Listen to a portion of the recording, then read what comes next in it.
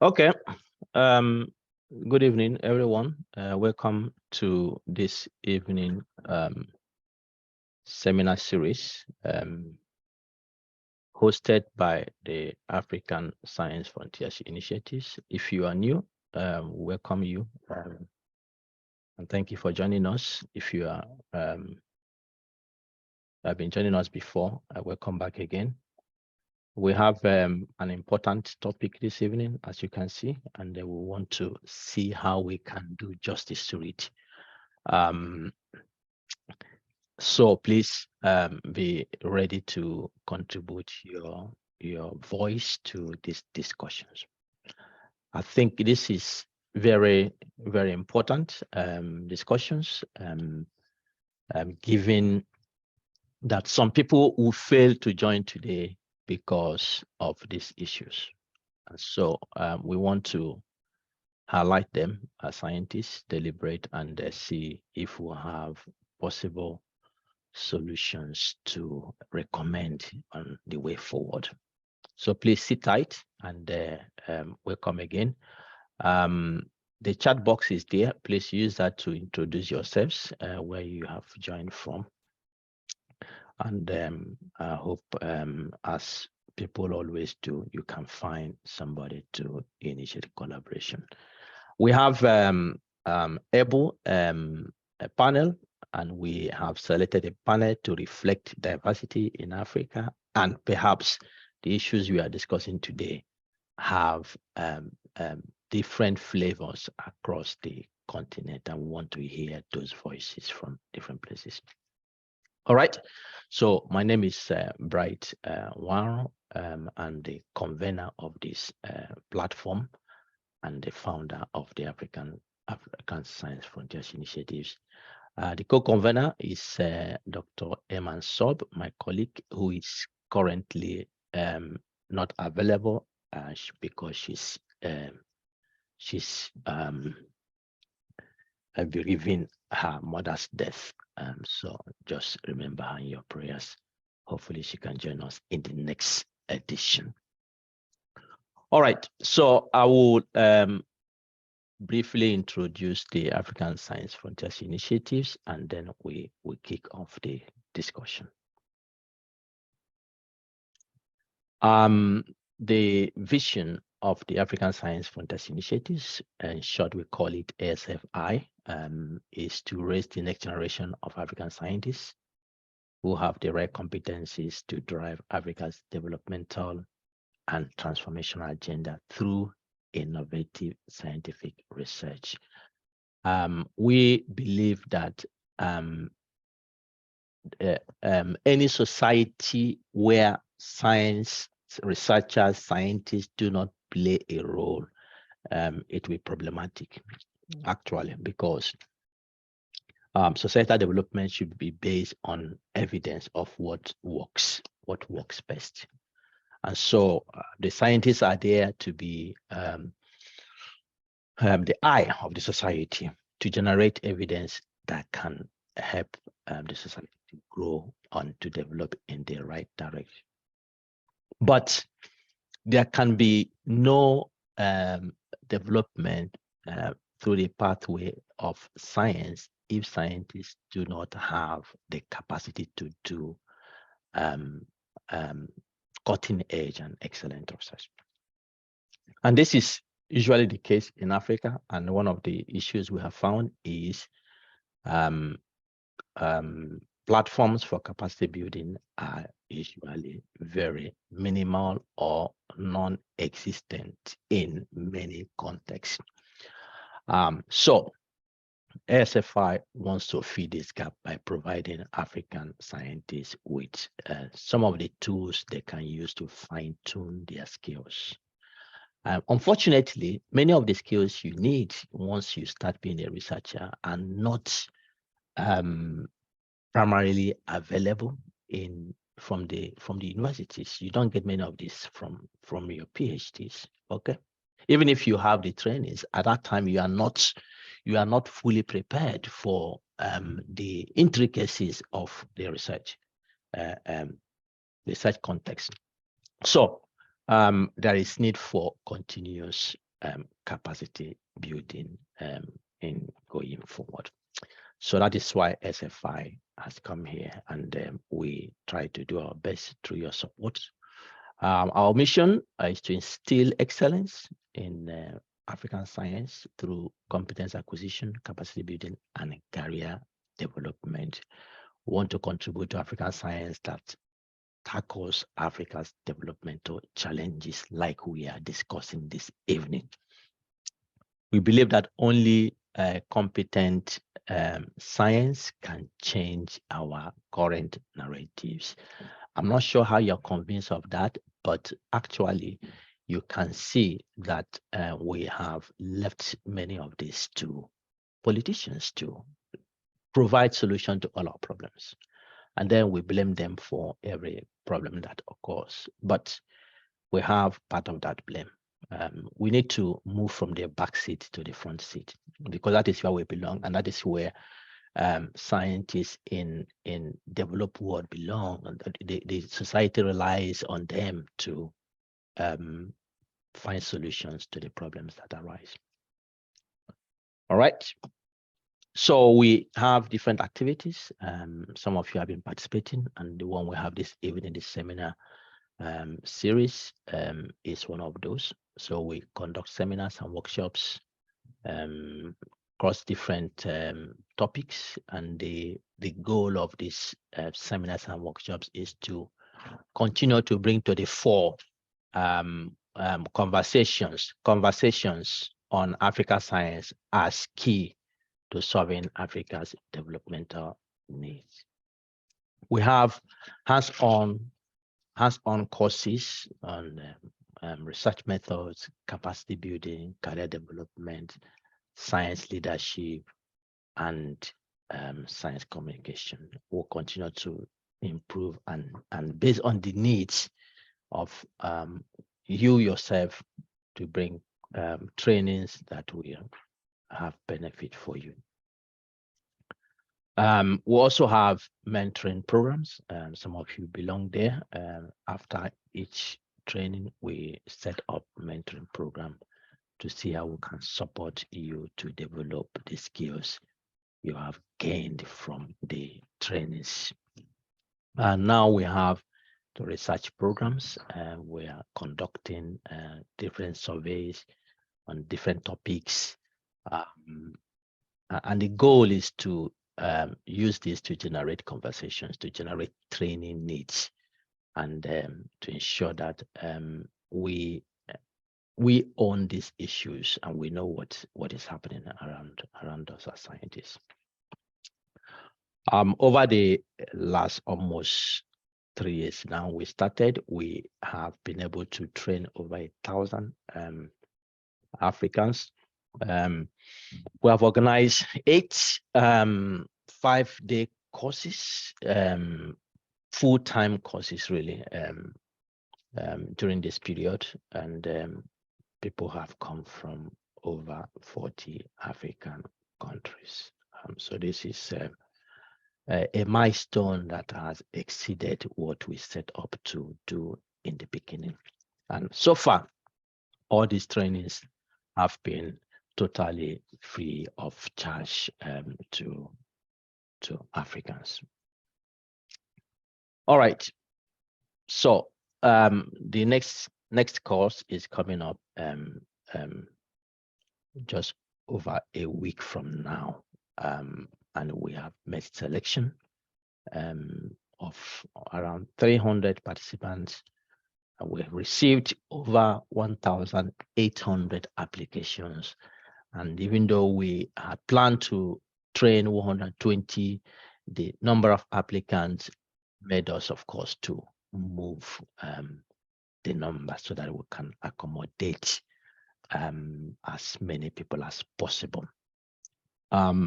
This is the last SFI free training, as we indicated from the beginning.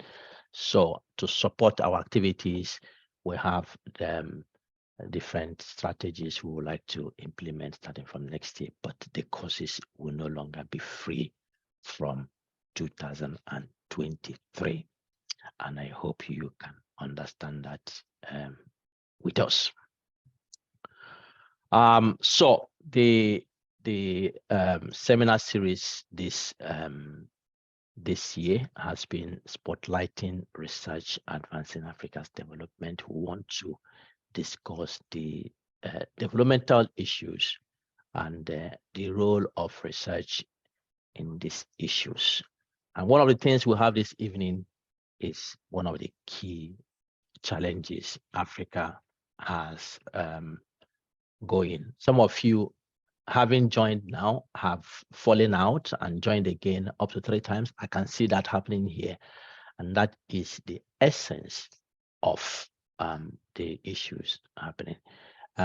Where I am in Sweden, as you can see, it's just go, move on. Internet service is free of charge. I mean, it's very, very cheap. It's not as expensive as you have it. If you go to many cities for instance, in Sweden here, internet service, if you stay out there in the city center, internet service is free of charge. They have city internet, you can log in, and not just being free of charge, is also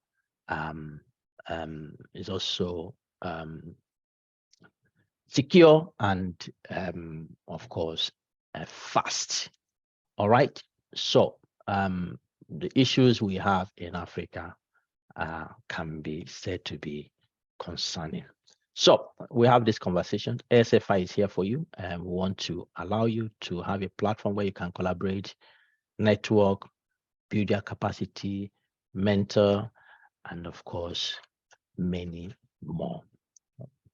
So please keep on looking out for future courses. Before I introduce the speakers, let me just highlight the topic of this evening.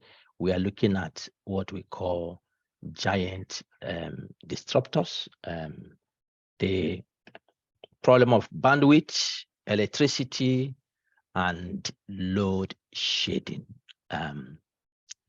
Just to highlight what is here, let me show you some of the statistics we have here. If I can get this running, just a minute.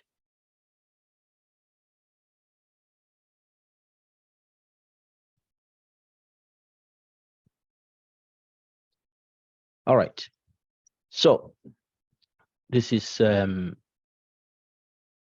one thing we have here. Here, if I go back here to see, here is the World Bank statistics. We can dispute the statistics, but this is what we have from the global perspective. And what he's saying is individuals using the internet, percentage of the population, sub-Saharan Africa. And overall, it says only about 30% of everyone in sub-Saharan Africa is using internet as at 2020. And they have breakdown of the statistics per country. Is as little as 9% in Burundi, as at 20%. Comoros is 8%, and Eritrea is 1% of the population. It can go up to Gabon 62%. So it's divergent. But one thing is that many African countries do not have access to internet in this time of our development, and you can see that is a challenging issue.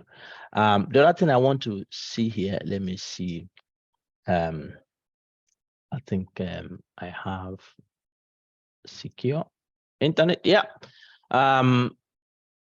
Those who are using secure internet servers per 1 million people in Africa, there are only 799, say 800 people who have secure internet servers per 1 million people. So in 1 million people, you count an average of 800 people only are using secure internet servers. And that is a problem. You can see it's as little as 1%. 1%. This is 2020 statistics. All right, you may say, well, I don't think this is true, but let's see if we can go to the point of having our own statistics. So just to mention that so that you'll be aware.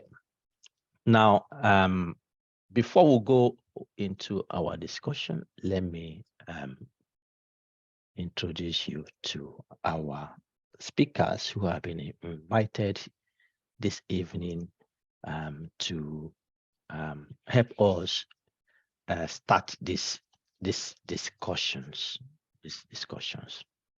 Okay, I don't see one of the speakers in the room, but we'll make use of those who are here. So I have 6 speakers we have invited. And as I said earlier, this is done to bring people from the diverse nature of Africa. So I have the first person here is Professor Tobeka Nkomo. She's an associate professor of social work from the University of Witwatersrand in South Africa. And the second panelist is Dr.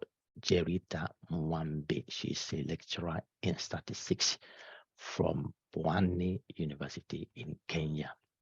I have Mr. Ahmad Ramadan. He's a lecturer in molecular medicine and genetics engineering from the Libyan Biotechnology Research Center in Tripoli. And then I have Professor Gabriel Dedeke. He's a professor of animal ecophysiology from the Federal University of Agriculture, Abeokuta in Nigeria. And I have Professor Dorcas Obiri Yeboah. She's an associate professor of clinical microbiology and the current deputy director of the Directorate of Research, Innovation and Consultancy at the University of Cape Coast, Ghana. And by the way, the last university ranking, University of Cape Coast came the leading university in Africa. So just to specify of what they are doing, and her office is very, very important.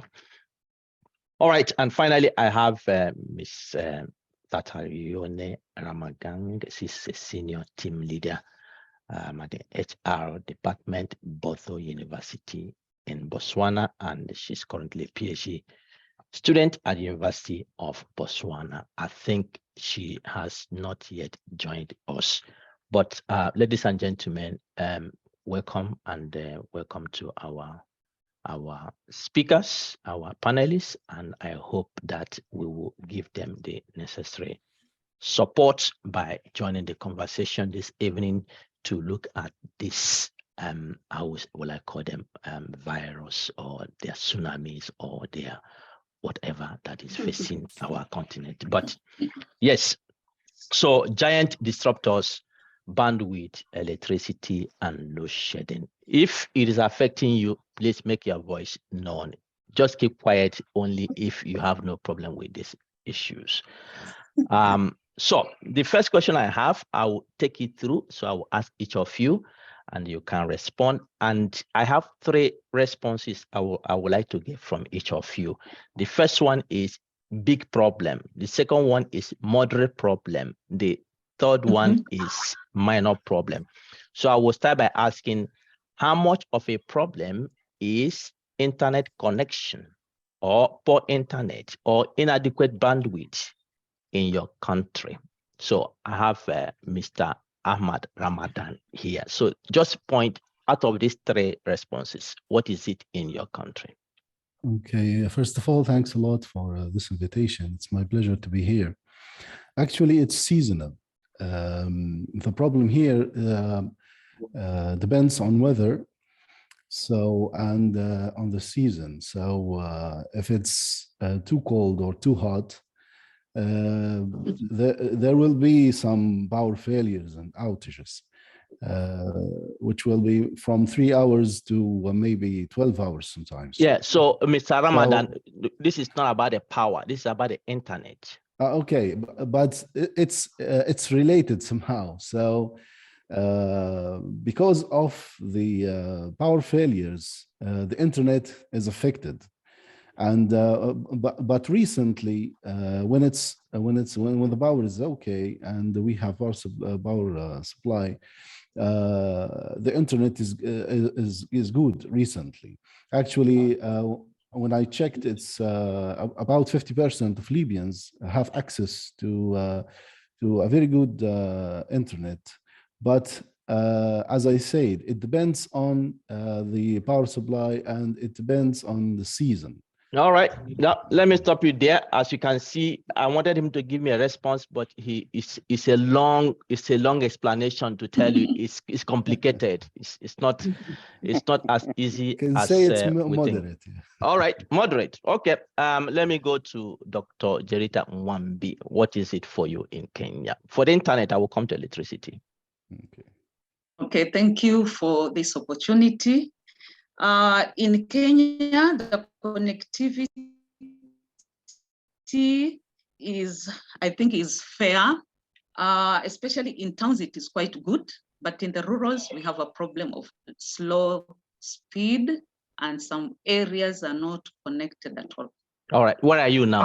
Are you in the city or you are in the rural I'm in the city. I'm in the city. Okay, and, but yes, and what yes. we see from what you're doing is that it's not even fair, because we lost you as you are speaking. So it seems that even in the city is poor connection. Okay. Okay. All right. Let me go to Professor Dorcas Obiri Yepo. What is it for you in Ghana? Thank you. Greetings from Cape Coast, and I hope I'm not breaking up. So that tells you it's moderate. It's Simply moderate. put, it's moderate. Yes. Great. All right. And I have Professor Tobeka Nkomo. What is the situation with the internet in South Africa? Greetings. Greetings from South Africa. The problem is big. The internet problem is big. Yes. So I will elaborate as we go on, but it is big. On the top 3 that we had to choose on, the response would be it is big. Thank you very much for being quite clear to that. We can see that, of course, there's no doubt. I mean, I would have come back to you if you have responded otherwise.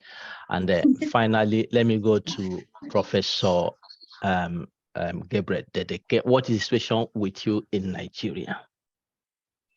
Oh, thank you very much, Bright. Well, I will want to pitch my tent with, we still have it as a big problem, actually. In terms of penetration of internet in Nigeria, going by the size of the nation, we are not there yet.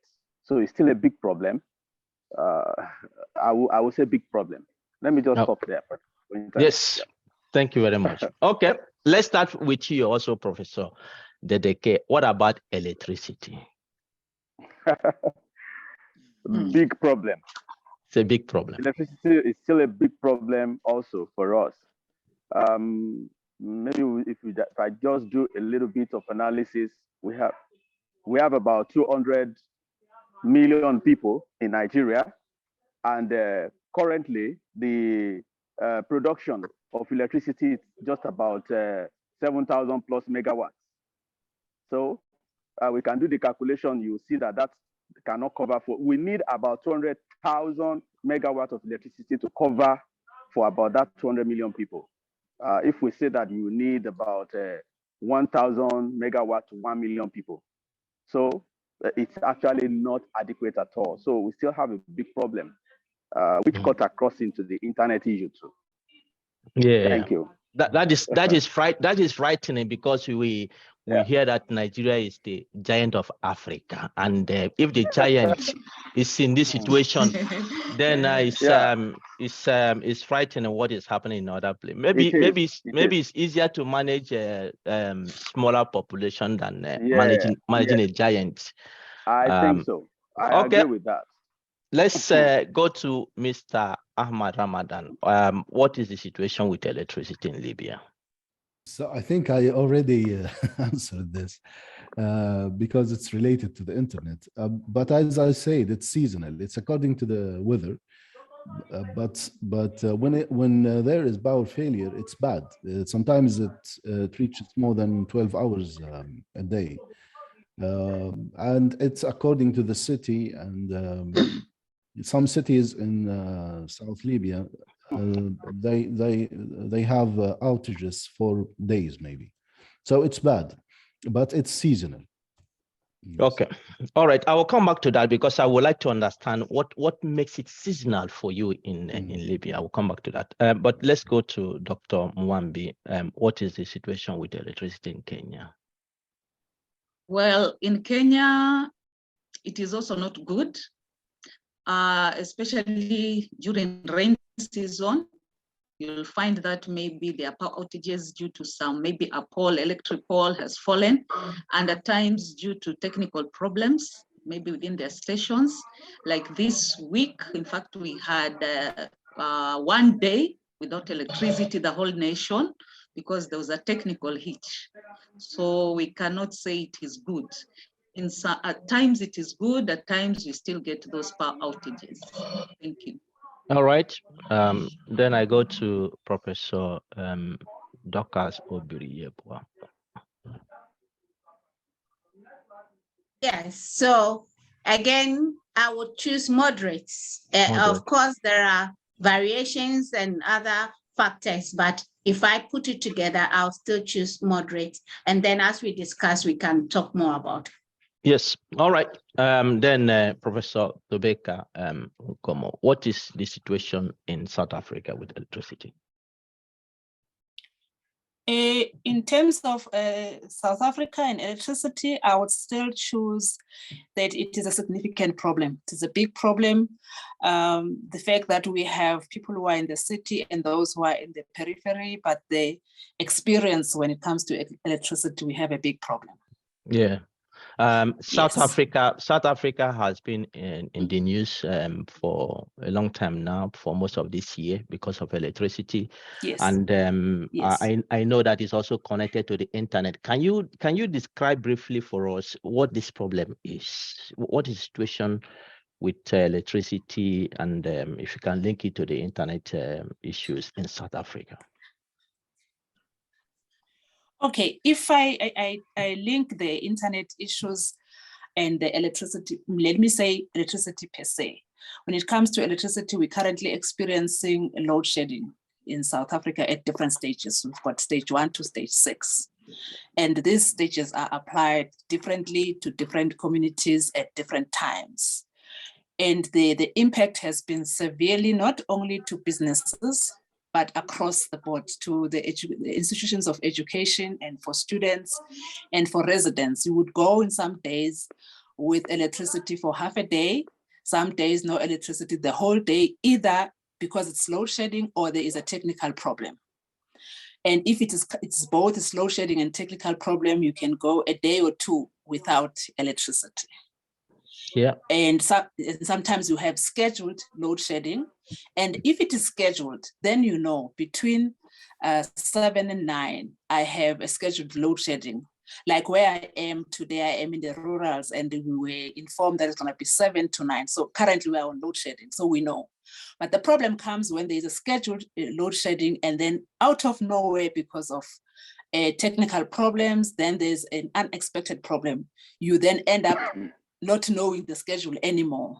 So that's where the issue is. Okay, if I add to that, I want to know, yes, have you always had this load shedding, or is it just a recent phenomenon? It has not been this severe, Prof, but I think for the past 2 years, it's now become a severe problem. that now constantly is load shedding, constantly the power station is not working, constantly there's not enough of energy. So there's issues around maintenance. So it's now becoming a serious problem. And in my mind, I'm thinking, is it related to the fact that, particularly this year, is it related to the fact that there's elections coming, national elections coming next month, or is it something else? But it has become severe. Okay, I will come back to you. Yes. Let me go to Mr. Ramadan. You said it is seasonal. I want to understand what makes it seasonal in Libya. I believe it's because the use of air conditioners and heaters in winter and summer. People, most of them use air conditions in summer, and they use heaters in winter. So we have to load shed because of it's not adequate. The power supply is not adequate enough. So that's why it's seasonal. During the good weather, there's no power failures. And I believe it's because of the usage of air conditioners and heaters. Has this seasonality always been there? Yes, almost after 2011, after the revolution here in Libya. Yes, we have this for about 10 years now. Okay, so before then it wasn't a problem? No. Okay. Yeah. It means that you know the root of the problem. You know what somehow, what yes. Okay. Somehow, yes. Because every maintenance, a real maintenance or a development of the power network stopped after the revolution. So we have this problem because no adequate maintenance were applied. Mm-hmm. So we are suffering from revolution. Revolution Somehow you can yeah, conflict and damage from war. Conflict. Yeah. Mm-hmm. All right, Dr. Obiri-Yeboah, you said it is moderate. You're smiling comfortably saying that. Why is it not good? Why is it not good or minor problem? In fact, even the moderate is based on, let me say, more recent generally this year. Because as people were speaking about load shedding, we've had our own share of it and some years past not too long ago, where you either have a scheduled load shedding or you have the unplanned power outages, but it has fairly stabilized a bit within this year. And speaking generally across the country, as far as electricity is concerned, we can say moderate. Why is it not good? Well, they will tell you a plant has failed, and therefore the power that could be generated, we can't get that, and therefore we can't supply the whole country, or a local transformer is blown or something. So it's always something that is happening at a point in time, but at least fairly stable in recent times. And therefore, just to acknowledge that, I just say it is moderate. Definitely needs to be far better than this, because even to decide where to be for this particular meeting, I've had to do a lot of mathematics with where electricity is likely to go off or not go off in mind, and then choose. Goodness me. So if you're not a mathematician, you're in trouble. You can't make a good plan. Is that the case? So, you have to actually plan things very well when you have important events that rely on electricity and internet. You have to be very strategic and be sure that where you are is either there's less likelihood of power going off, or if it goes off, there is a higher chance that there is a generator that will kick back on, or there is an internet source that is not connected to the electricity. So you need to do this permutation, put it in a model, run the analysis, and find where it directs you to. Wow, and not every scientist likes mathematics. Oh So those from other countries, if you are planning to move to Ghana, you have to practice mathematics first. And she mentioned permutations, and Dr. Mwambi, your statistician, you know that this is not the easiest part of mathematics anyone should. So if you bring that to the problem of electricity, because you're already boiling, you're unhappy, and you need a stable mind to make permutations. What are the really source of problems in Kenya with this electricity? Dr. Wan. Yes, as I said, I think at times it's a maintenance problem because there would be a failure maybe in the station. At times the transformer fails, something happens during maybe the rainy seasons. And I think also it's not adequate for the population. It's not adequate for the population. Some rural areas up to now have not been reached yet, although let's say for the past maybe 3 years, there've been an improvement because most of the primary schools, at least the government was trying to connect most of the primary schools due to the education, the ICT program, but still there is a problem. Although I would say the penetration has improved. Yes. Okay, let me go back to Professor Dedeke. You said 200 million people using 7,000, is it megawatts of electricity. and you need 200,000. That is a big journey. That is a big journey. What has really caused this to be in this way? Well, some of the problem is not upgrading on time. You know, when you calculate that, okay, we already know that the population is going to increase, so it's not a sudden thing, and so our calculation should also follow that when it comes in terms of production of anything. But down here, we did not envisage a lot of things. So we are still stayed with many of the things that we have years past. The Kanji Dam, for example, Kanji Dam in its full production capacity, it cannot generate more than 11 or about 12,000 megawatts of electricity. So, and then we have other dams too, which ought to have been, built up and enabled to full capacity. And then using other alternative source of energy, we need to go into that. But those ones are not fully built up.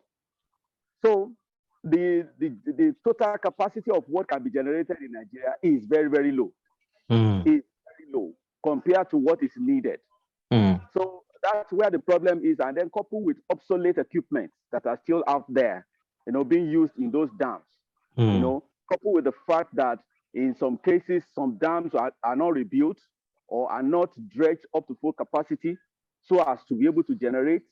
The turbine being used in some of those dams, they are obsolete. They ought to have been rebuilt or put new ones there. So in terms of electricity, these are the problems that we have. They tried to decentralize it, but it still wasn't working because corruption has entered into the system. So the people that are supposed to be involved in the production, in the generation, and so on, there is corruption down the line. And that is affecting a lot of things for people to be able to get enough electricity. To even get your meter, the prepaid meter, is also another level of problem on its own. So people pay through their nose to get the prepaid meter that is not supposed to be so high in cost, and then people have to pay through their nose to get it. Sometimes they pay, and then they will have to wait in the line to obtain those meters, and so on. So there's a lot of problem. Let me stop you here, because you are frightening me. You are frightening me with this. Well, that's the reality. Really. Yeah, because if you say you need, now the population is around 200 million, you need around 200,000 megawatt of electricity, and you have 7,000, and you have given an indication of I would say a system failure. So as you speak about this, I see a hopeless situation, really. But we'll come back to solution. One thing you mentioned when you started, you said they were not making proper calculation. You have our colleague Professor Obiri Yeboah has said Ghanaians are calculating. So is it that Nigerians have not been doing well in that? Because you can collaborate with her now to see how they make these calculations. My say that they were not calculating does not mean that they don't have bodies that are involved or that are in charge of those things. But if we have been planning, calculation in terms of planning, I'm talking about planning now. If planning, a proper plan has been put in place, we will not be caught unaware. We will at least be able to move up to half of what is required, if not the total requirement. But we are not even near to half at all of what is needed in terms of production. So that's the problem. And then the population of Nigeria is never stable. It's shooting. So if you are 193,000 behind in electricity, and the population is increasing, it means that you need to really do a miracle to catch up. There may be a need to actually regionalize production. Because we are running this we centralize everything, it's not easy to tackle. We can't tackle this big nation in the format in which we are doing it. All right. There must be a form of decentralization if we actually want to really tackle electricity problem in Nigeria. All right. I will come back to the solutions in a bit, but please, participants, make use of the chat box to bring your viewpoint, bring your comments, and we'll get to the time where we'll allow you to contribute, because not every country in Africa is represented in this panel discussion. We have samples, so we have Cameroonians, we have Gabonese, we have people from different places, Benin and North Africa, Egypt. We have people from Eastern Africa, from Western Africa, so that we can have a better cross-sectional understanding of this. But now let me go back to Mr. Ahmad Ramadan. The internet and the electricity in Libya, how expensive or cheap is it for the ordinary person? Actually, it's cheap. It's not that expensive, but the surface is bad, of course. But it's cheap. It's affordable for any middle-class Libyans. Okay. All right. So it's not expensive. Okay. Professor Tobeka, what is the nature of cost? Is it expensive or cheap in South Africa? For an ordinary expensive, because when you look at a number of things, particularly if you have the number of households, and they are at different levels, so it will be very expensive depending on the income, the source of the income. For a person who is a person you consider a person who is well off, then it's a matter of surviving. There is no, because we keep on complaining to say every month, though there is load shedding, the bill doesn't go down or the bill doesn't decrease. The bill tends to go up. So it's a matter of surviving for those who are able to buy electricity. But for an ordinary person, it is extremely expensive. Extremely expensive. That's sad to hear. Okay, Professor Dr. Sobiri Yeboah. Sorry, before you speak, we can already see that Professor Nkomo's line is demonstrating the essence of this discussion, because we lost some of the things he wanted to say from the beginning. So yeah, so Professor Obiri Yeboah, what is the situation in Ghana? Is it expensive, normal for people, or is cheap? So electricity is generally expensive. Yes, of course, we have to survive, we need it, so we pay, but I don't see it as cheap. And when I use typically how much I pay per month, or what my parents even pay for using nothing, it's not cheap. Internet, again, when it's basically relying on for-profit, private organizations mainly, then you can imagine that, again, it is not cheap for the average Ghanaian. It is manageable when you are working and you know your research output and others depend on it, you afford it. That doesn't mean it is cheap. I think that with experience from other countries, I would say that it needs to be much cheaper, even if you compare the quality we get and all of that. So I would say it's somewhere in the middle of moderate. If I use your 3 bands again, that the cost is moderately high for both electricity and internet. On the average, is it possible for you, Ghanaians calculators? Can you estimate in dollars how much it may cost you to use an internet for 1 whole month? So now, when you even ask Ghanaians for something in dollars, it becomes a very weird question, because I'm sure you are aware of what is happening with the CD and the change now. So mentioning something in small numbers in terms of dollars doesn't mean at all that in the Ghanaian content of CDs, it is cheap. So it doesn't reflect if I tell you that it costs me about $10 a month. That is not in reality saying that makes it cheap. So I really don't want to use the dollar equivalent of how much is paid, but the reality of what proportion of your salary you are spending on it. Yes. Okay. So do you have some estimates, 10% or 20%? So my usage is quite high. So if I estimate that at least even this, just today, I'll have to pay up my internet to make sure I don't run out. So I would say I spend about 10% of my salary on issues related to internet and electricity. And if that alone, that is a lot. Wow. But of course, it may be lower based on a person's need. But for me, it's significantly high. Yes.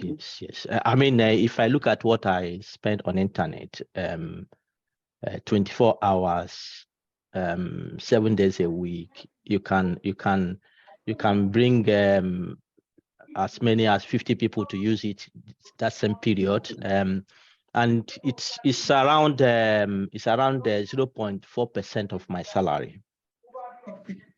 Let's change places. Yeah, we can discuss that after this. But what you're saying is that if you're spending 10% of your salary for internet, not even electricity, that's I'm actually combining the two. The two. Yes, I'm combining electricity and internet together. All right. Dr. Nwambi, what is the situation in Kenya? Well, in Kenya, again, it depends. With the middle class, one may spend about $20, like I spend $20 per month for the Wi-Fi, and electricity about $30. But now this may not be easy for somebody maybe getting, it's expensive. Those who are not connected to Wi-Fi, they use bundles, and the bundles are quite expensive. Like $10 would take like maybe 2 weeks or 1 week, depending on what one is doing. So for a researcher, of course, you'll try as much as possible to make sure that you are connected maybe to the Wi-Fi. But to an ordinary person, this is quite expensive. So it's quite expensive. And this $20 you mentioned for internet, is it 24 hours internet you have? Yes. Oh, it's 24 hours. That is great. It's 24 hours, yes. Yes. Okay. All right, Prof. Dedeke, what is the situation in terms of cost for Nigeria? Well, in terms of cost for Nigeria, it ranges. For somebody that wants to really do serious work, most of the time you go for maybe around 12-15 gig data for your phone per month. That's about 3,500 naira per month. That's $5 per month. But the way we do it is that we spend on our phone, we buy data there, and then we also have Wi-Fi at home. Hello? Yeah, I'm hearing you. We are hearing you, yes. Yeah, we also have Wi-Fi at home that we pay about 15,000 naira for. So everything comes to about $49, $50 in a month. For internet, just internet. Just internet. So in a month, it comes to about that, and that's about 7.34 thereabout % of my salary, just for internet. So if we had electricity to eat per month, that also will come to probably around maybe 12% of my salary for both internet and electricity in a month. That is spent in a month. So, and that's the way it goes. And that's the cost of buying your modem and all other things does not come into it, because for you to really use your Wi-Fi at home, you have to buy a router, you have to buy all those things. Some can go as much as 70,000 naira. Some can be less than that. In terms of the cost. When you want to buy those gadgets that we use for your connections. So, and those are the way we spent the money.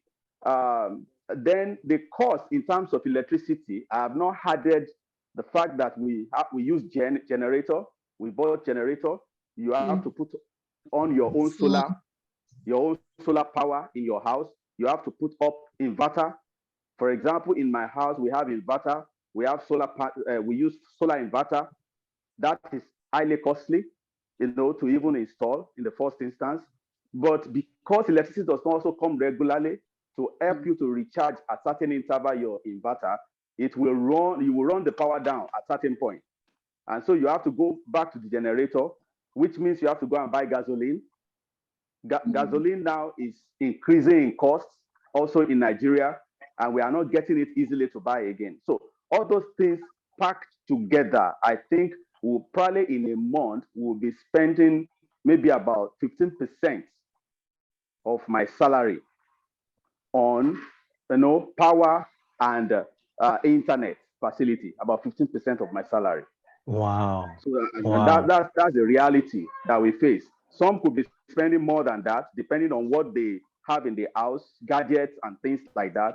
But for me, I think, and averagely for most of us in my area, will be spending that much on the internet and electricity. In fact, as I am now, we are on inverter. We are on inverter, and I'm a little bit worried that the power on it is low. I hope that it will not shut down before we finish this meeting. Yeah, we pray so. We pray so that it doesn't go there. But yeah. This is frightening. This is frightening because then you can imagine, how do you then be able to support your children? I mean the education situation is also not so good, so you have to find a way to maybe go through the private schools and all that. This is not this is not really helpful. But now let's go as scientists, because as scientists now, you are not only using the internet at home, you're using at your place of work. Yeah. But generally, let me start with Mr. Ahmad Ramadan. What is happening in Libya with regards to electricity and internet access? How is it affecting you as a scientist, or how does it affect generally scientists in terms of their productivity? Actually, it's affecting us in a high extent. Basically, not all the centers or research institutes have internet access for the researchers and scientists. So you have to have your own internet. You have to somehow have internet access. I use my mobile for internet access in my center. Sometimes we have internet access in the research center. Your personal mobile. Yes, because it's affordable to have access using the mobile phone. So I use it all the time. But sometimes we have internet in the research center, but it's not stable and it's not reliable. And not all, I think almost all of the research institutes and universities, they don't afford or provide internet access. So researchers have to use this method. They use like small MiFi devices. They use them as a mobile device to access internet. So you have to have your own solutions regarding that. And because of electricity also, it's not provided. Not everyone are able to conduct research in their research centers because of electricity. It's not all of the centers can afford the electrical generators. So in times of power failure, you can say research somehow stops completely, and the cost is very high to afford the generator and to afford gasoline for it. So we are affected in various ways. We cannot use instruments. Actually, in my center, we have a generator. We have a very powerful generator, thankfully, but it's rare to have a generator in a research institution.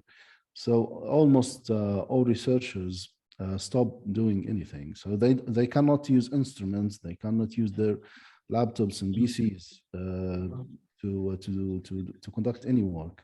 But for me, it's thankfully we have a generator. So because of maybe because we provided corona tests, PCR tests, and the government provide us with the generator. So now we can use this for other things.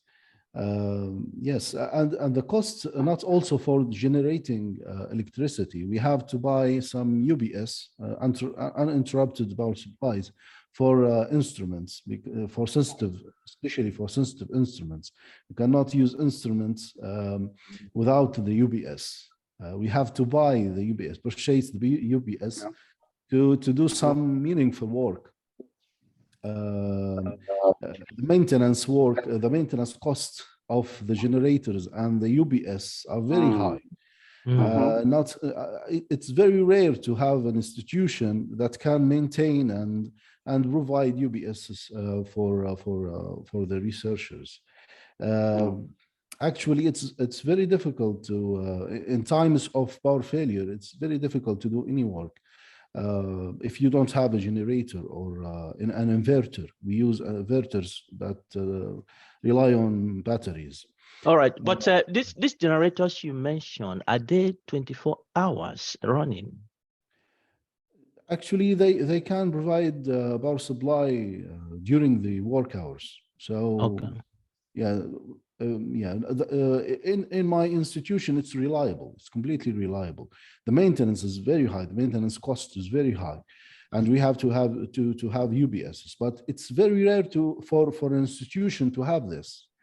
It's not the case, especially for universities and other institutions that don't provide any services for the public. So it means that those who do animal studies and the animals, when the light goes, the animals will die, or what happens? Actually, it's you cannot find a place for such a thing. Maybe if it have automatic generator, so it will go on once the power failure happens. So only in these places, maybe. But I think it's there's no such an institution that maintain animals. We don't have this. We cannot afford this. Yes, I mean, in means of maintenance and yes. Wow. So it means that Africa's ambition to compete with other parts of the world is a dream. It's a dream, because if you can't do basic research, you want to develop drugs, you want to test some things, and you use animals to do that. If we can't have a lab that does this because of electricity, we can't go anywhere close to competing in the world. Is that what you mean by implication? Yes. It's difficult to maintain such a thing. Maybe, as I said, you have to have an automatic generator that's 100% maintained without losing any gasoline. So, and you have to afford this and make sure that it's sustainable somehow, and that's very difficult to do. Yes. All right. Thank you very much, Mr.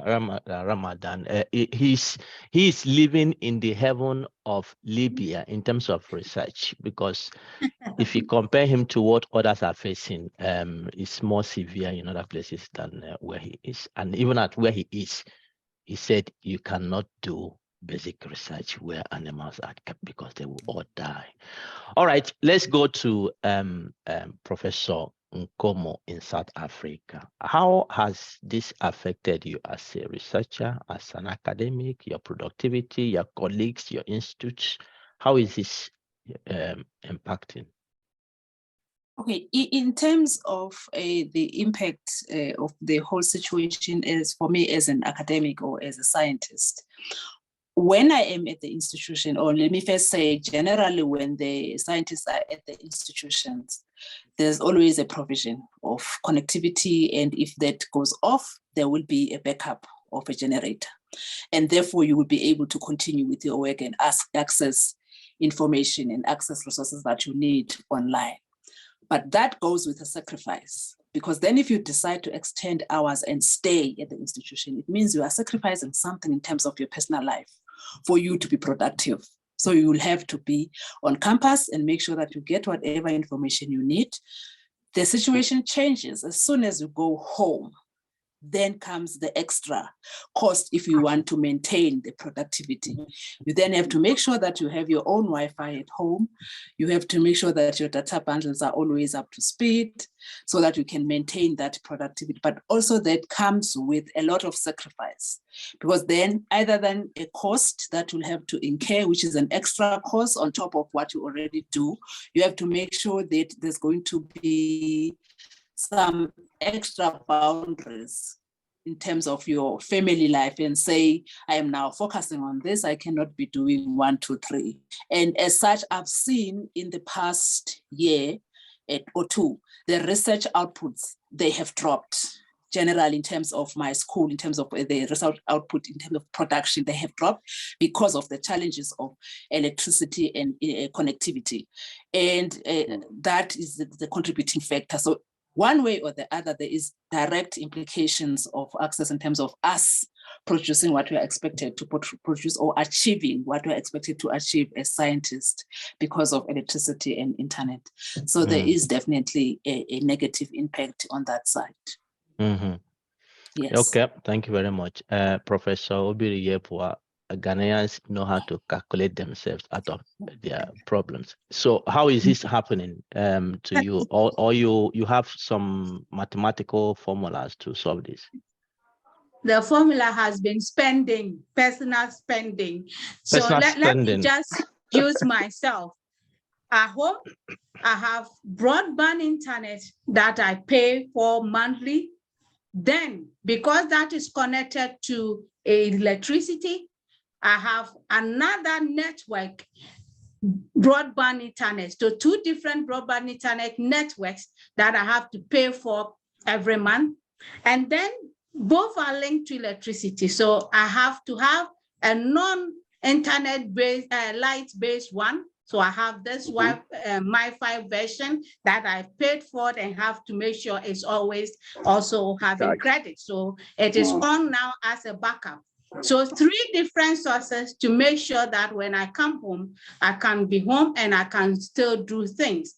And even with these 3, you can have a failure of all in some instances. But this is just to tell you how much it costs if you are a researcher. But I see it as an investment that is worth it for me, because then it allows me to be able to work from home and have time for the family in between and be available. If I do not do this, I will use the non-availability of internet and issues as a reason for reduced productivity. So I have to rather spend to maintain this cost. And I have to have an inverter as a backup for home electricity, which my inverter is spot now. So if anybody can send some dollars my way, it would be helpful. And then in the main university, you have the EdRoom and you have the Wi-Fi paid for by the university. You are supposed to have access, but it depends on where you are on the campus. Some places it is bad, other places it is stable. So even on the campus, you have to have a backup plan based on where you would be physically located and what you are doing. We have generators and we have those with automatic switch for some places, but I can give you personal experiences where I have thrown away tissue samples collected from the service of women because after closing on a Friday, not knowing when the light went off, the automatic switch didn't work. And by the time Monday came, everything had to be discarded. Difficult samples. My info student had his whole work after struggling through COVID to collect samples. One switch failed. Again, over a weekend, and he had to start from the scratch collecting new samples when patients were not even coming to hospitals anymore. And that caused a lot of delay. So you can always have, and you should always have what you can do to try and keep yourself able to go. But the challenge is real. These are realities that researchers, my colleagues and friends in developed countries and places like where you are wouldn't have to have that headache. All these permutations and additional issues are not what they should worry about. So they can just have the mind to focus on the research question and what it takes to answer that.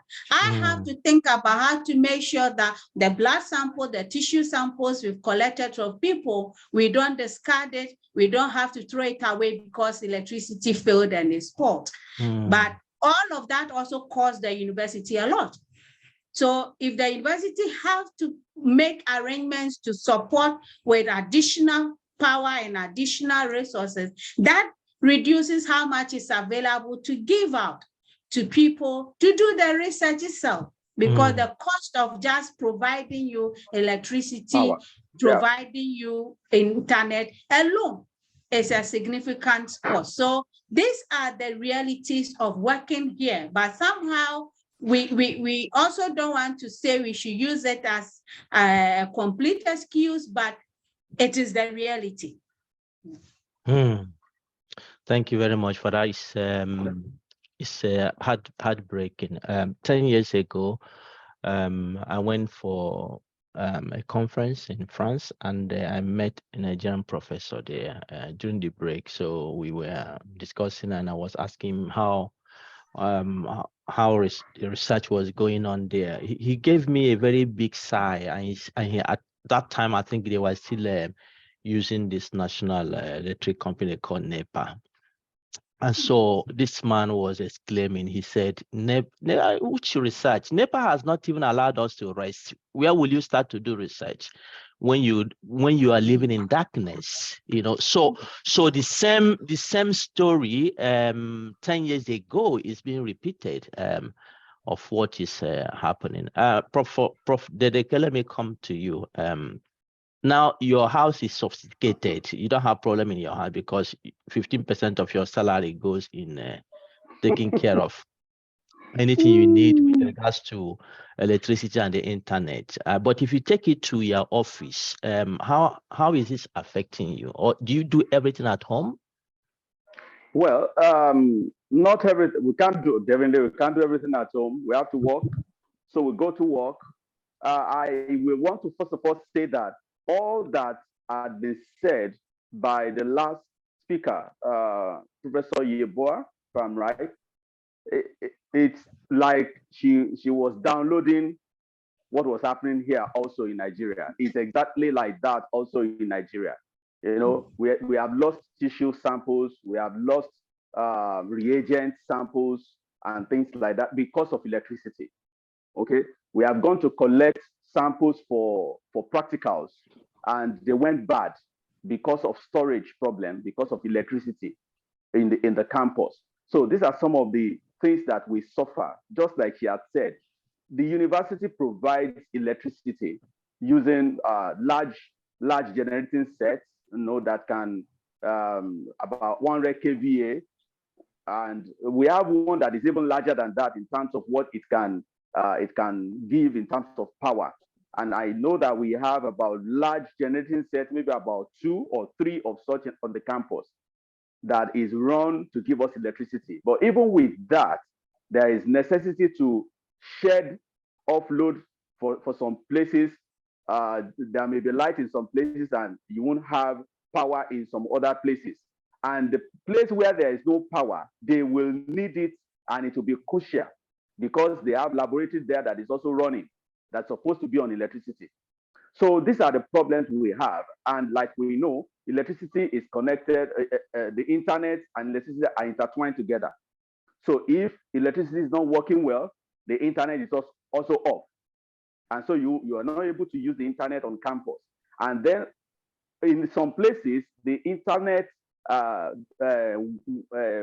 not get there effectively. So if you want to work, you have to switch to your own data on your phone to connect you to the internet. To do official work, I'm not even talking about personal work, I'm talking about official work. You will have to switch to your own. That happens quite a lot to us. I want to upload some results recently. I was in another place. The internet does not reach the place. I have to switch to my own data to upload those results. And the same thing at home. I have to use my own data to upload results sometimes. So we do that. And when we want to do virtual teaching, because we still do virtual, we do hybrid nowadays. When we want to do virtual lectures, I can't rely on the internet on campus. If I'm going to do the virtual lecture on campus, I will have to switch to my own data to do it. Even though I'm given some bandwidth to work with free on campus, but I wasn't able to use it because of one, sometimes electricity power failure, and sometimes because the internet is not working well in those areas where I'm having the lecture. So I have to refer to so these are some of the challenges that we've had over the years. It's not a new challenge. It's a challenge that is actually escalating. It's escalating every time. Because if I look back, when I was doing my PhD, I had the same problem. The same problem. I was running a recirculatory system that requires electricity. And because electricity will not be stable to run a recirculatory system that is supposed to be running 24 hours, I had to go and purchase a small generating set and be buying gasoline so as to power it, which means that there are times when the power generating set will cut off. And that means that the recirculating system will also stop. It's supposed to be running continuously for 24 hours.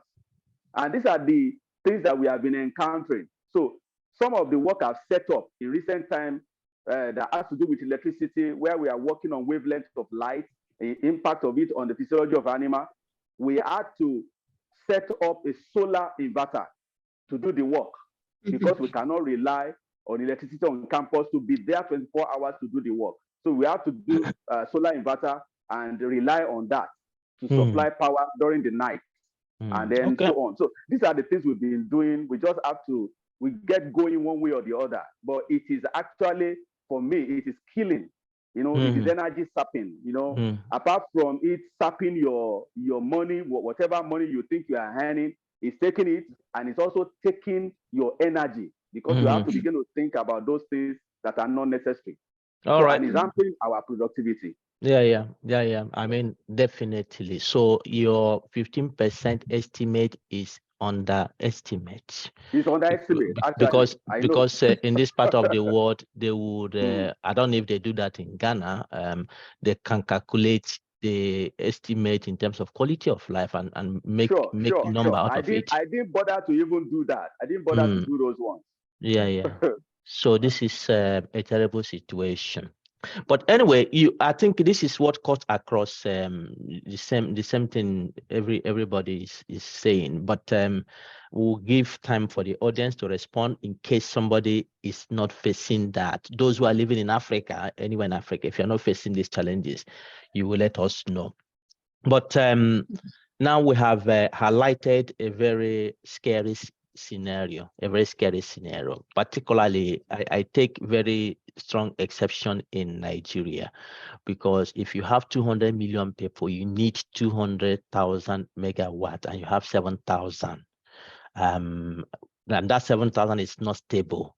It's a big problem. So now you're spending your money to contribute to research that you're supposed to be receiving some incentives for doing such research. You're spending your money into that and all these problems. So let's go to solutions.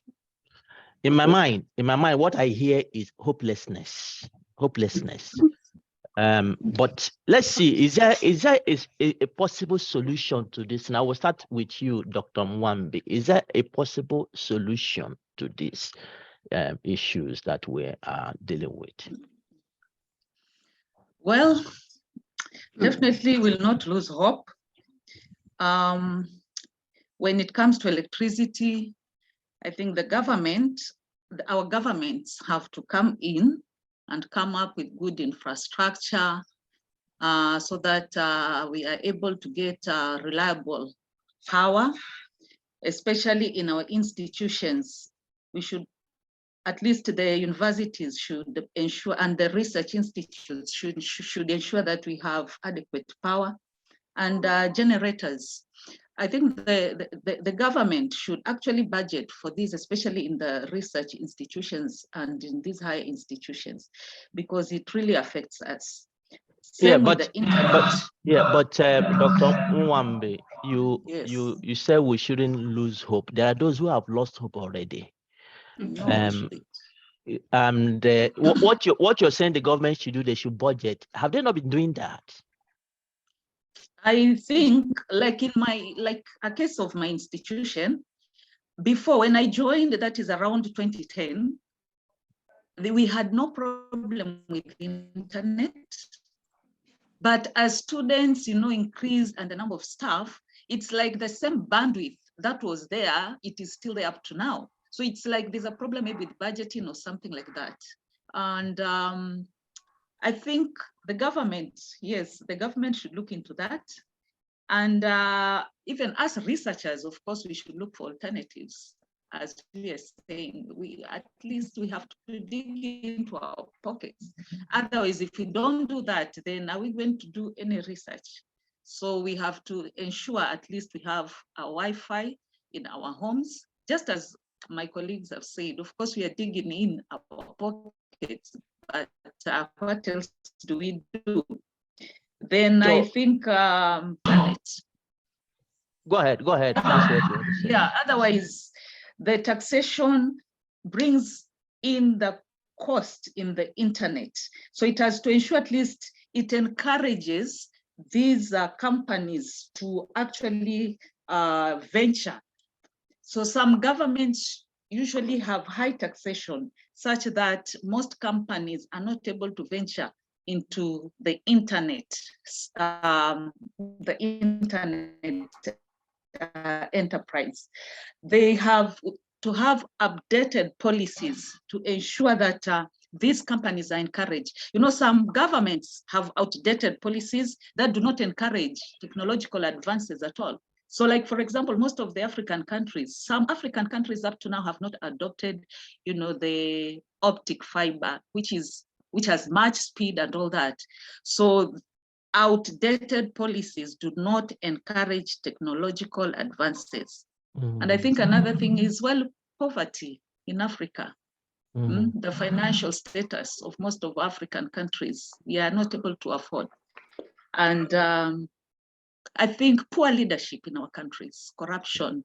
So at times, some of the money, billions of the money is used, you know, through corruption means, and some of this money could actually be used for technological advances. Okay. And then, yes. Let me go to Professor Obiri-Yeboah. What do you see? Yours is not so severe in terms of non-availability, although you have to pay to do that. What do you see beyond paying from your pocket that could be a solution to these problems? Thank you very much. So I try to stay away a bit from what I can expect from a politician to do for me. I don't take my solutions to that direction most of the time. What I try to think about and what saddens me is when I see today 21st century buildings being done that are in no way keeping in mind this issue of energy usage and things like that. So universities are still building and they are not making use of natural lighting. They are not putting in any sustainable resource use plans to make sure that we decrease and save a bit. I think it starts from that also, that we take some personal responsibility, right, from what we can do to save something. If we think about that and invest in sustainable alternatives, their initial cost is higher, but the sun is available 24/7, but of course at night we don't have the sun. But the point is we have alternatives that if we invested in the long term, they will become cheaper and they may allow us to provide electricity and other resources in a more sustainable way. So I usually think about that as to what institutions are doing to save themselves in that context. And then that comes back to me. What am I doing to also make sure I save something and in that way contribute to hopefully improving the situation a little? Whilst doing that, I hope and pray that the bigger powers that be would also do something. But I believe that one way as a researcher is to be realistic when you are budgeting. You are planning, we're applying for grants, put the reality of your situation in context. Of course, no funder wants to see that you are spending 50% of the money being requested on electricity and internet. But a lot of time I also see that we are bad or poor when it comes to our budgeting for research grants and others. And so in the end, that we should have sort of covered the cost so that we can do the work is not planned for. So I try to keep that in mind, what it would cost, to see if I can get some funding for that from the projects that are going on. So I think that for me, these are the ways: save as much as you can, use sustainable alternatives or invest in sustainable alternatives progressively, build in ways that make use of the natural and what is available to reduce how much electricity you use, and hope and pray that the politician also does his part. But whatever it takes, don't let it be an excuse or a reason why you do not meet your targets in terms of productivity research output. I say one paper from you may be equal 5 from a colleague who didn't have these challenges, but at all costs produce that one paper. Thank you very much. Thank you very much. It still goes back to the government, and before the government can do anything, the researchers have to engage in the attitude of suffering and smiling. All right, Mr. Ahmad Ramadan, what do you think within the context of Libya and what you're facing? What are possible solutions to the situation? Okay, I think as a researcher and any scientist in Libya and in Africa in general, we have to sacrifice, as Professor Obere Yubowa said, we cannot say the government has to do this and that, and sometimes we have to rely on our efforts. So I have a personal story about this. Actually, we had a campaign in 2014, and we collected about 1,500 samples, blood samples, from this campaign. And because of the conflict, we had to get the freezer in which the samples in, and I had to get the freezer in my house, and I had to buy a generator to make sure that the freezer is always at certain degree or temperature. So we have to have some sacrifices. I think we are not able to say that the government they have to do something, but if we depend on them, I think we'll stop everything. So we have to do something to make some pressure. And I think one of the ways we can do that, we can provide, or we can show the general public what's the research can do for them, what are the abilities, what we can develop, what we can afford to the general public. So we make some pressure on the government, because without general public knowing that research is important, they don't do any pressure in the government, and if the government has no pressure from this side, they don't see you. So that's what happened actually in Libya in COVID-19, because we afforded or provided the PCR tests. They saw us and they came to us and they applied us with generators and UBSs. So I think it's a very good way that if we showed people, general public, that research is important and can do something for them, there will be a pressure for the government to do something. Actually, one of the solutions we use are co-working spaces. They are affordable. I think it's about $1 maybe or $2 a day. You can go for the whole day and work there. They have generators, reliable electricity, and reliable internet. We use that all the time when the power failure or the load shedding is applied. I think a new connection like 4G and 5G, I believe it's the implementation may be costly, but I think it's less expensive than other internet connections, so we can utilize this in Africa. I think sustainable ways, institutions and research centers can use sustainable ways rather than generators that have a high cost of maintaining, and they are not sustainable. So they can use more sustainable ways.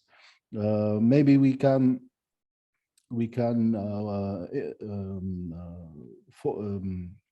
enhance the entrepreneurship mindset in our problems such this. So we say to entrepreneurs, find solutions that are suitable for the African situation. So I believe, okay. yes, I believe we can do some things. All right, let me go to Professor Nkomo, and then finally we'll come to Professor Dedeke, and then we'll open the floor. Professor Nkomo, what are your thoughts in terms of solution, looking at what's happening in South Africa? My thoughts are, of course, yes, we have a role as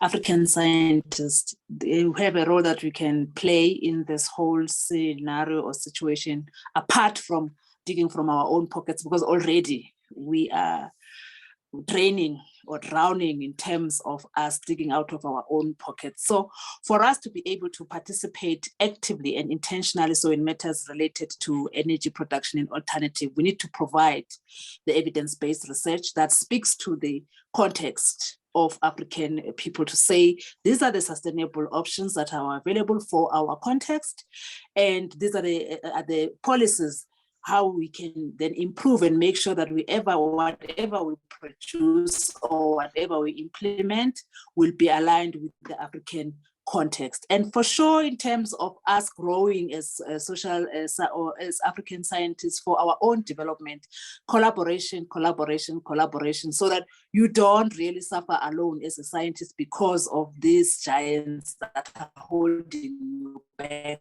But if you collaborate, you also have an opportunity to find evidence-based solutions or alternatives that you can apply in your own research environment. So I think we really have to make sure that we push the agenda of research, which is evident and relevant to our. All right. Am I still audible? Yeah, Okay.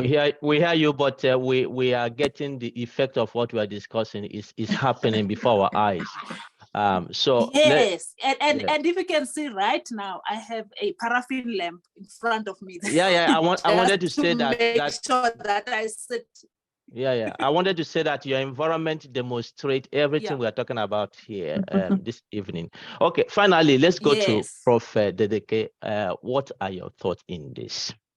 Okay, thank you so much. I really love all that has been said about this issue. The first thing is we need to improve technical personnel support for our internet services, internet service providers. We need to do that. We need to get better support.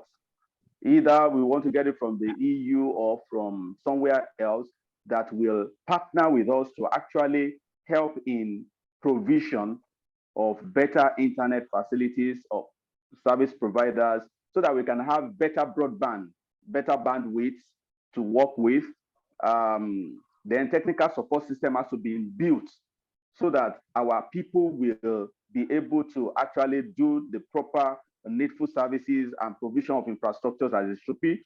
And then in terms of telecom, because telecom network is the backbone of most of our internet services down here in Africa, we need to break monopoly of telecom services. There has to be more people coming into that corridor to play, because when you have monopoly, then whatever happens, they won't care. There will not be anybody to complain to. So there must be a way by which the government has to come in and help to break this monopoly so that they will not have a stranglehold upon us. Okay. Then also, one of the things that I think is also militating against us in Africa that we need to tackle is the issue of language barrier.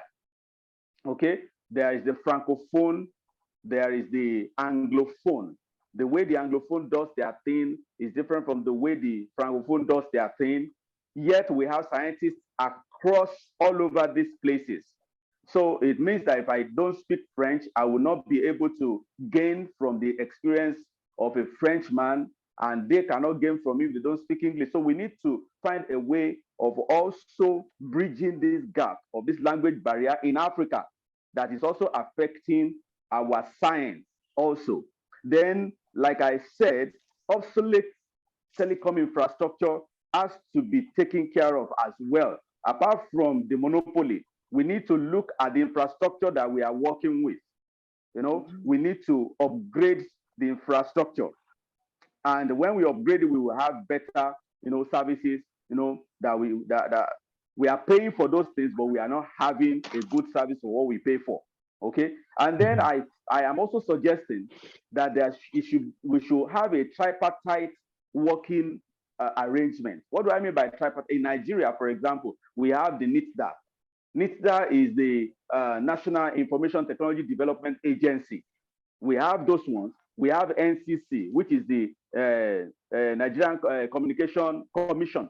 All these ones from the government side should work along with the universities and with the institutes, you know, and then with on the third aspect of that tripartite, you know, arrangement are the IT funds. IT funds that we are having a lot of IT funds coming up now, powered by young people. We should work together, you know, to form this tripartite, you know, arrangement to come up with a solution that will be unique to us in Africa. We need to begin to do that. It's not woes. Okay, we've talked about the problems, but we can solve the problem. I am so sure we can solve the problem if we are ready to solve it. If we are ready to provide leadership to solve the problem, we can do it. For electricity, we have to begin to work on alternative power. We cannot continue to depend on hydro every time, and there's a failure. When there's volume of water reducing, you cannot get enough. When there's overflowing, you have flood problem, and so on. We need to begin to work on alternate power sources, solar inverters, wind, where we can work on wind, but solar inverters in particular, production of solar panels. We need to go into that. Our universities can invest in that. We need to go into that. Look at alternate power and begin to build, you know, more resources for ourselves that we can rely upon. But on all this, we need leadership. Yes. So, and that's where the politicians come into play. They need to provide the leadership that will lead us to a safe haven in all these situations that we are talking about. Thank you very much.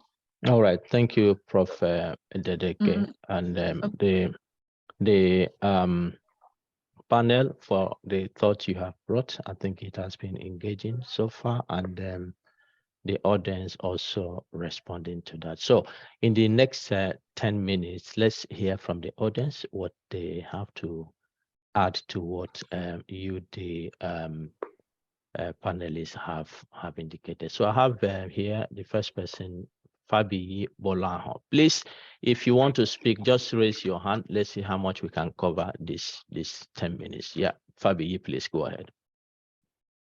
Thank you for the privilege, sir. It's been a nice discussion, and I just for one, we cannot categorically say that we've lost hope in the political will, but we have to say it. Albeit the service providers and the companies into power production, solar panels, and the rest are business people. And talking from the business angle, what we know has worked and will work is numbers. When there are numbers and we have a coalition or a cooperative society or an association of researchers or something, and we approach these companies with numbers, economics of scale sets in, and they give concessions and payment plans, and they can make arrangements for panels that can help researchers. Even the telecommunications companies are business people, and they can provide packages tailored to meet the needs of researchers. If we go as numbers and they know that they're organized, they can make such provisions because it's about payments, and they can spread it out to make life easy, because waiting for the government will be like waiting forever. And if we do not solve our problems with our own local technology that is acceptable, that is affordable, and that is sustainable, then we may just wait for a longer time. But I think we can be more pragmatic about this, especially approaching, we are giving them a product. This has happened in the past, And when they see numbers and they want to buy in, okay, if we have across a particular region in the country, have 1,000 researchers, lecturers, academics coming together, having a list, and we want this product, this facility from you. How can you do it? How can we spread it out in a convenient way? And I think that's what we'll do. Thank you, sir. Thank you very much, Fabi. I think that is a fantastic suggestion. What scientists themselves can do to bring some sort of solution to this problem. So let's unite and see how we can make our voice known. But agreeing with what Professor Nkomo has said, we need to provide evidence for the policymakers that they can use to know that this is a big problem to solve. Okay, I have Leah. Leah, please go ahead. Hello, everyone. Good evening. Good evening, Leah. Yeah, what I want to say, it has been even mentioned, as we scientists, we are the one to raise the voice so that the society will never suffer anymore. And I want to share like an experience, what happened here in Rwanda. Although we are a small country with the 14 million population, but entire country has no problem of electricity. Even though you go in a rural area, you find out that each and every corner there is electricity, and when it comes to the internet, is not expensive.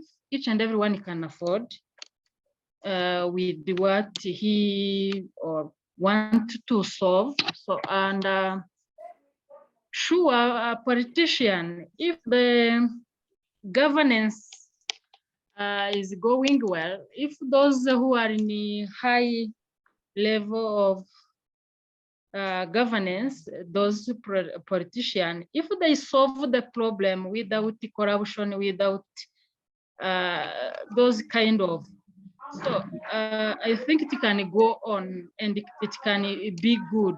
I was wondering why the country like South Africa, which has each and everything, face the problem of electricity and the internet. You can see maybe at some extent there is bad governance, sorry to say. So this is what I want to say. Thank you. All right, thank you very much, Leah. So Leah is extending a hand of, I think, invitation to people from other countries. One, she said they are small in number and everything is working well. So please, if you are looking for a place to run to, those who are frustrated already and have lost hope, there is room for you in Rwanda there. All right. Okay, I have Adeyinka here. Please tell us what you have. Thank you, Prof. I like this discussion very well.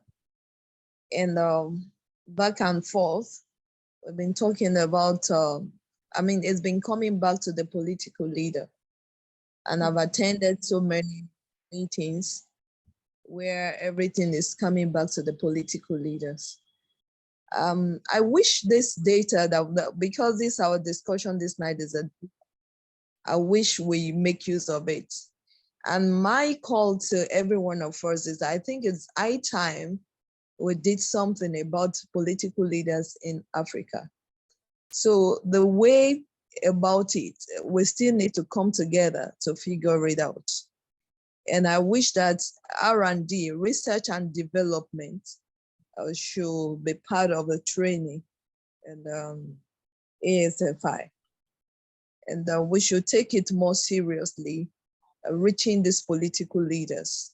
I've always thought that Nigerian political leaders are the difficult one, but I just realized that they are similar across Africa. So what do we do about our political leaders? Political will has been the major problem in Africa. How? We have not attended any meeting where we look at how. I've attended policy and communication, we just beat about the bush, parabolated, dropped it. But until we face it, I don't know how, but I think when we have another meeting and we put heads together, we can have a clear view of how and map out, have a roadmap on how to do about it. All right. Thank you, Thank you. Adeyinka. So you have work to do now. So we give you maybe 6 months to do your research to come out with the how, so that once we come back again, you will tell us, number one, this is what we do. Number two, I this is don't what we do. know how. All right. Prof. So that's what I'm sending you to go and do your research, Adeyinka. 6 months should be good for you, isn't it?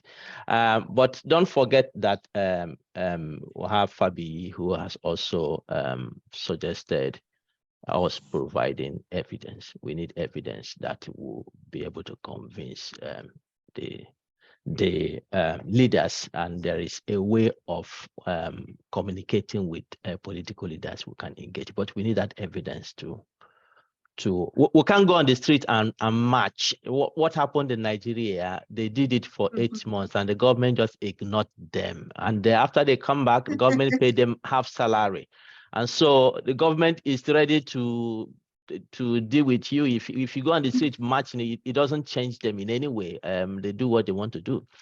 All right, I have Vera Otiende. Let's hear you. Okay, thanks so much, Prof, and thanks to the panelists for the very interesting discussion. I'm listening to how you want to believe that we bear the most burden on this, but I have a dissenting opinion altogether. I feel like the issue at hand is more of a multi-stakeholder situation. Speaking it specifically from the case of Kenya, a lot of ground research and surveys being done in different parts of Kenya, specifically the peri-urban and the urban areas. It confirms that there's a lot of vandalism that goes around infrastructure development. So that really delays whatever milestones that Kenya should achieve within the shortest time possible. So when you talk about vandalism, of course, then it may not necessarily be politicians. We have other people who are involved. So it's a stake situation that requires every other person to be involved. I'll pick it from, as a scientist, maybe, just maybe, we are not communicating. For example, my background is statistics. So if I start talking about modeling as uncertainties, a policymaker may not understand my jargon because it's a mathematical jargon. Could we maybe be missing out on the kind of communication that we send out to the people who we'll call the buffaloes in the room, or other people who can actually influence change, so that they are able to get that communication as exactly as it is? Because we are very good in doing research, and we are very good in pulling evidence, empirical evidence, and we can actually quantify the damage. But the question is, are we speaking to the people who are actually in charge of creating such change? So we may need to look at it from that perspective, and not to think so much about the politicians. We need to think about our contribution towards the same. Thank you. All right, thanks very much, Vera. I think that is an important point you have made. Communication. Many times we are so much inundated, and we make ourselves a little bit more comfortable with the 4 walls for our office and research centers, that we forget there is another world outside what we are doing.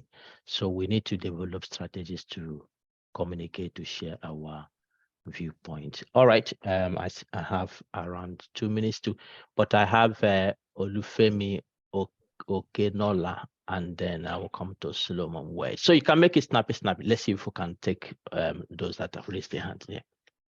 Yeah, good evening, Prof. Thank you so much, and all the notable key speakers all over the globe. It's a germane issue that you have addressed this evening. Across Africa is a problem, big problem. And what is the way out? The way out has been spelled out. One of the ways which I think that we should do as scientists and academicians is that we should not compromise our standard in everything. We know the politicians are doing their own, but in our own way, in our own organization, in our own institute, we should not compromise our own standard. And we should be as an example to the upcoming generation. And also, at any point in time where leadership position has to be changed, we need to take the right decision, give a good advice so that the right people can be in the right place. The problem we have in Africa is bad leadership. If the right leaderships are there, a lot of things will take shape. Thank you very much. Thank you, Olufemi. Thank you very much. That's noted. All right, Solomon, why? Solomon, unmute yourself and speak. Okay, yes. Thank you, Prof. A wonderful night, wonderful discussion, wonderful ideas. And even though I was grooming, I could not tune off. I started going home, but I had to park to just contribute. So, what I think the aspect I want to speak to is the human aspect, that we just need to be better human beings ourselves. By that, I mean that in whatever we do, we should try to do things for the greater good of the people and understand that what is good for the general society, if it is well with the general society, it is well with us. Because we talk about the problem of leadership and corruption and other things, but these leaders, let me use my country, Nigeria, for example, come from amongst us. And since independence, over 60 years, we've gotten all kinds of leaders, young ones and different types, yet we're still stagnant, we're still in the same place. So it's about our individual convictions that we have to do the things that are good for our society, because we are too self-centered, we are too wicked, we just want to appropriate everything to ourselves. Once we are happy, we have got to, we don't care about the rest of the people. That's why we are where we are today. Not too long ago, I read about people collecting money, loans, grants from the government, and they use it to build houses and buy cars instead of doing the research they are supposed to do that way. Why do we do all these things? And so I was telling a colleague that I cannot be a CMD of a teaching hospital where my A&E does not even have a functional ECG.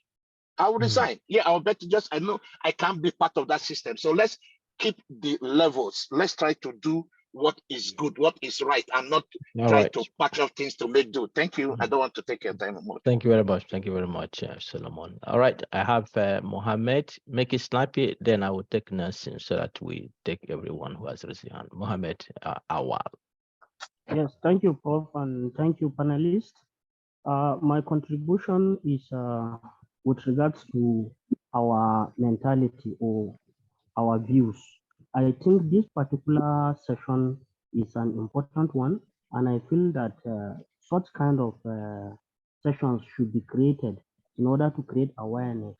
What I mean is people, those in the research and in our higher institutions should know what is expected in an higher institution, because sometimes some of those our lecturers and researchers are now in government and they cannot do anything. In Nigeria, for example, 2 presidents have come out from the classrooms, President Jonathan and President Yar'Adua. What have we seen that has gone to the university system and our research institutions?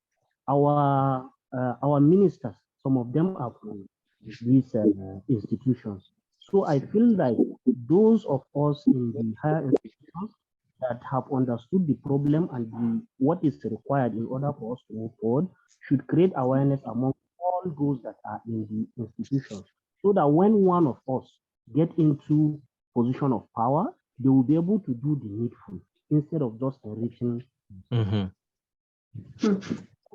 All right.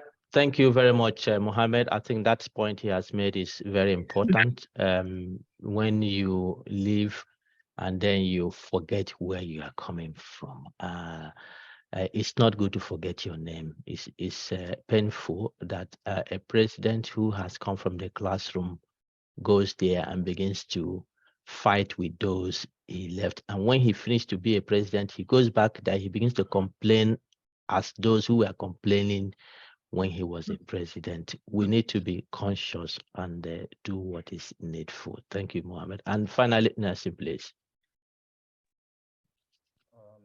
Good evening, everyone. Thank you for the panelists. Yeah, Nassim, your voice is quite down. Greetings from Mozambique. Yeah, better now. Okay, thank you, Professor.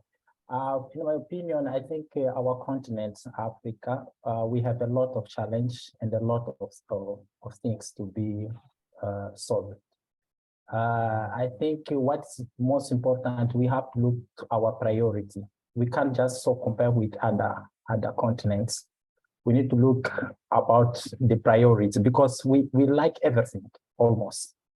So like we have to think, what is the most important that can generate better outcome? Example, electricity and the internet. I think it's a basic, something that our government should look at as priority, because we can't solve everything at the same time.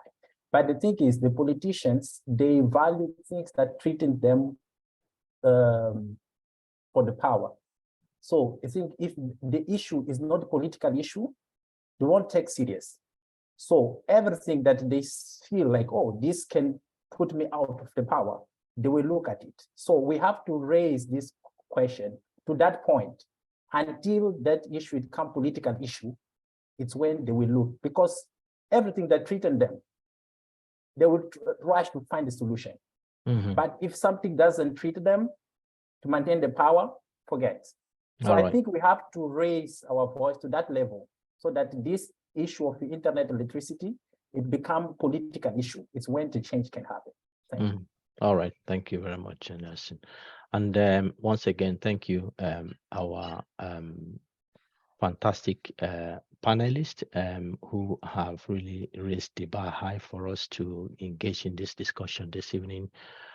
Special thanks to Professor Dubeka Nkomo joining us from South Africa, Dr. Jerita Mwambi from Kenya, Mr. Ahmad Ramadan from Libya, Professor Gabriel Dedeke from Nigeria, and Professor Dorcas Obriyebwa from Ghana. We missed Mrs. Tatiyone Ramangang from Botswana. But it has now been a very engaging evening, and we are happy. I think from my own perspective, we have just scratched the surface of this issue, because the Giant of Africa is generating 7,000 megawatts, and they need 200,000, and the population is booming. So it tells you the nature of the problem. All right, just to conclude, some of you have been asking the ASFI membership. We mentioned earlier what is happening.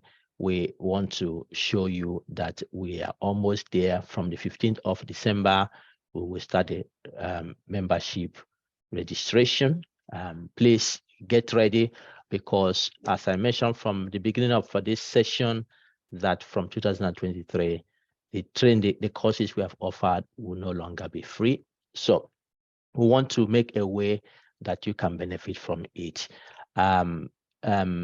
So the SFI membership will help you to be able to deal with that. We want to streamline our activities to members and create a place where everybody can belong and contribute their quota. And now we have people from everywhere, and some people don't take things serious. We want those who will share the vision of this organization and will pursue a common goal, and not just discuss this issue, but to raise them and take them forward, and so that the members can own this movement and ensure robust commitment in what they do. So on the right side, you can see we have decided on the annual membership fee discounted for those who have BSc, MSc, MD is $20 in a year, and those who we call it regular membership, those who have PhD and upward, will be $40. And you ask me, what do I get from being a member? We'll have exclusive tailored trainings for maximum benefit, meaning that we will focus on those trainings that actually meet your need. We will want to introduce, now we have mentees, but we want to advance it to what we call match mentorship, so that you can have somebody who is mentoring you, who can attach you to a senior colleague.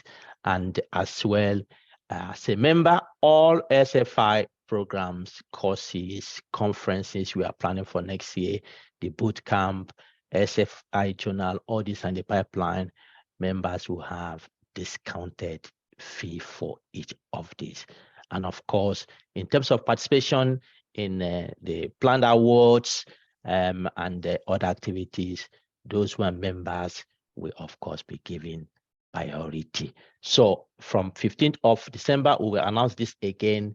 You can get ready to make your membership application. For the next edition of the seminar series is coming on the 18th of December, and because of the Christmas, that is after that week, and we will be presenting to you SFI programs in 2023 and forward. What is in it for you? So please join us that day. We'll have several interesting programs. There are different committees, volunteers who are working different programs. We will be spending 2 hours on this date to present to you the various programs we have in 2023. And then we'll have the Dr. Warren's Tips and Tricks 11th edition, and that is a special edition in which we'll be having 2 hours instead of the 1 hour we usually have. And the reason is we want to those who are involved in literature review, systematic review, searching literature, where do I get it? How do I search those various databases? So on the 30th of December, we will be having 2 hours to give you tips on how to search these databases to obtain maximally what you are looking for from those databases. And these are our usual links, website, YouTube channel, our Twitter, LinkedIn, and of course our email list if you want to join the SFI email list if you're not already there. So thank you everyone this evening for coming, and we wish you all the best for the coming week and as we all approach the end of this year. Thank you, and I wish you all the best. Yeah, you can unmute yourself now if you want. Thank you very much. Yes, thank you very much. Thank you. Have a wonderful night. Thank you for this wonderful. Thank you. Thank you so much for the privilege. Thank you very much. Good to see you, Prof. Dideke. Thank you. Thank you. So much. Thank you. Thank you. Thank you. Thank you. Thanks a Have a lot. wonderful night. Thank you. Bye-bye. Thank you. Bye. Bye. Compliments, everybody. Thank you so much for a wonderful night. You guys made my day. Thank you. That's good. Thank you very much. Thank you.